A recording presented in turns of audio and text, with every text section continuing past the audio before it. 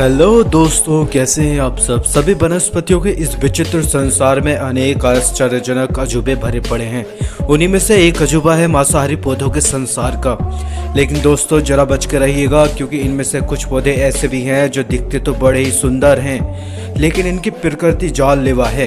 इस वीडियो में हम बात करने वाले हैं ऐसे ही कुछ जीवों के जो दिखने में तो बहुत सुंदर हैं, लेकिन ये पौधे साधारण पौधे नहीं हैं बल्कि शिकारी पौधे हैं, या फिर हम कह सकते हैं कि मांसभक्षी पौधे। उसी तरह आपको ये मजाक लग रहा हो, लेकिन हम आपको बता दें कि इस दुनिया में ऐसे शिकारी या जानलेवा पौधों की 600 से ज्यादा प्रजातियां हैं। अब आप सोच रहे होंगे कि भला कोई पेड़ या पौधा किसी का शिकार कैसे कर सकता है। दरअसल ये शिकारी पौधे विचित्र स्थानों पर पाए जाते हैं, वहाँ उन्हें पर्याप्त मात्रा में पोषक तत्व या न्यूट्रिएंट्स नहीं मिल पाते हैं। अपनी इन्हीं तत्वों की कमी को पूरा करने के लिए ये पौधे जीवों का शिकार करते हैं। जीवों का शिकार करने के लिए हर पौधों का अपना अपना बयाबी चाल होता है। इसकी मदद से ये पौधे अनेक मेंढक, कीड़ों और चूहों, गिलहरी, छिपकली और भी जानवरों का शिकार कर सकते हैं। यह नेफेंथिस एक कीटभक्षी पौधा है। इसका दूसरा नाम ट्रॉपिकल पिक्चन प्लांट भी है। इसकी मटकी नुमा बनावट के कारण इसे ट्रॉपिकल पिंटनम प्लांट कहा जाता है। ये पौधा चाइना, मलेशिया, इंडोनेशिया, फिलिपीन और इंडिया के उष्णकटिबंधीय इलाकों में पनपता है। वैसे तो इसकी बनावट लकाया बिल की तरह होती है, लेकिन इसकी कुछ प्रजातियां ऐसी भी होती हैं जो कुछ झाड़ियों जैसी लगती हैं।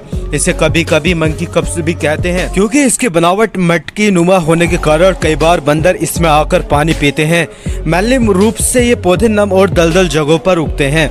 गड़े के आकार के होने के कारण इसका हिंदी नाम घनपौड़ी है।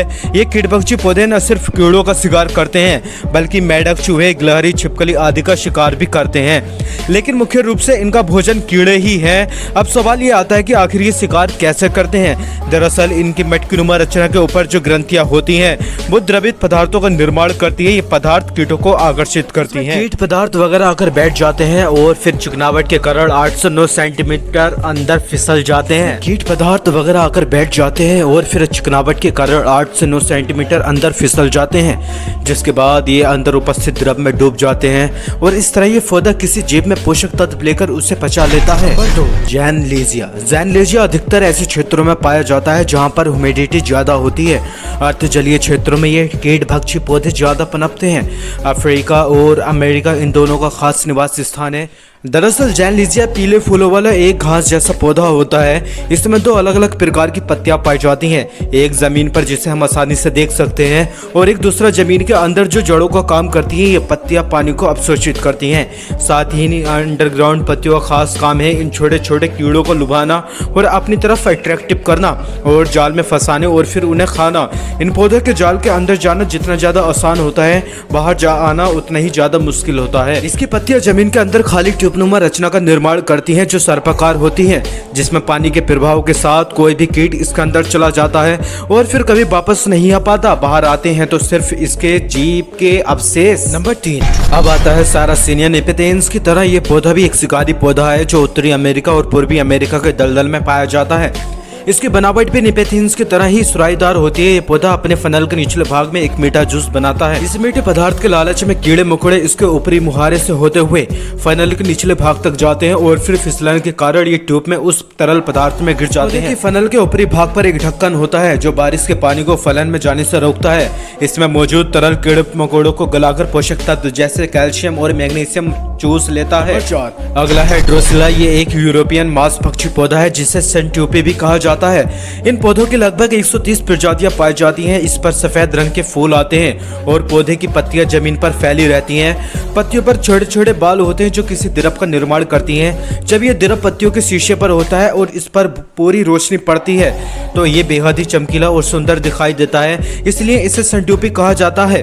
पत्तियों पर उपस्थित पारों से निकलने वाला द्रव कीड़ों को किसी जूस की तरह लगता है, लेकिन ये जूस नहीं बल्कि एक गिलो की तरह एक चिपचिपा पदार्थ होता है जो कीड़ों को अपनी तरफ अट्रैक्टिव करता है। जैसे ही कोई कीड़ा इस पर आकर बैठता है तो इसके जूस से चिपक जाता है। कीट अपने आप को जितना छुड़ाने की कोशिश करता है वो उतना ही जाल में फंसता चला जाता है और धीरे धीरे पत्तियां पूरी होकर उसको कवर कर लेती हैं और कीड़े को पचाना शुरू कर देती हैं। जो हिस्सा नहीं पचा पाती उसे अवशेष के रूप में जमीन पर गिरा देती हैं। उसके बाद न शिकार के लिए फिर से अपने सामान्य रूप में आ जाती है। सेंट्यूपी की कुछ प्रजातियां मेंढक और छोटे पक्षियों को भी खा लेती हैं। नंबर 5, डार्लिंग टोनिया, जिसे कोबरा लिली या कोबरा प्लांट भी कहा जाता है।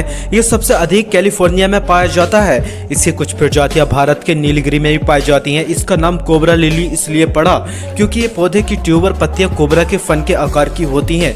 ये पौधा कीड़े मकोड़ों को आकर्षित करने के लिए मीठी सुगंध छोड़ता है। पत्ती का ऊपरी भाग फूले हुए गुब्बारे के समान होता है, इसलिए फूले हुए गुब्बारे के नीचे छोटा सा रास्ता होता है जहां पर कीड़े मकोड़े आकर बैठ जाते हैं और इसकी ट्यूब में गिर जाते हैं। और 6, डायनाया मस्कीपोला, ये मक्खियों का फंदा है। ये एकमात्र ऐसा पौधा है जिसके अटैक को खुली आंखों से देखा जा सकता है। इसको देखने के लिए किसी खास यंत्र या माइक्रोस्कोप की जरूरत नहीं पड़ती। इस पौधे की पत्तियां बेहद खूंखार, किसी खतरनाक जानवर या किसी राक्षस जैसे दिखाई देती हैं। जब भी कोई जीव इसकी पत्तियों पर बैठता है तो ये पत्तियां तुरंत बंद हो जाती हैं। बनावट कुछ ऐसी है कि इसमें फंसा जीव चाहकर भी नहीं छूट सकता। इसकी पत्तियों की खास बात होती है कि यहाँ सजीव प्राणी या निर्जीव वस्तु में फर्क कर लेती है, यानी कि इसकी पत्तियां सिर्फ तब तक बंद रहती हैं जब तक कोई कीड़ा मकोड़े हो, लेकिन अगर इसमें कोई और पदार्थ फंस जाए तो ये पत्तियां आधे घंटे में खुल जाती हैं। इसके इस व्यवहार से लगता है कि इस पौधे के पास भी एक दिमाग है, जो कि जब कोई सजीव जीव इसमें फंस जाए तो ये पत्तियां कई हफ्तों तक बंद रहती हैं जब तक कि वो जीव मर न जाए और जब तक ये पौधा उस जीव को पचा न ले। ये पौधा यूएस के अटलांटिक तट पर और जलीय क्षेत्रों में पाया जाता है। अपने घर को पौधों से सजाना चाहते हैं तो या फिर अपने घर पर आने वाले कीड़ों से परेशान हैं तो आप इस पौधे को खरीद भी सकते हैं।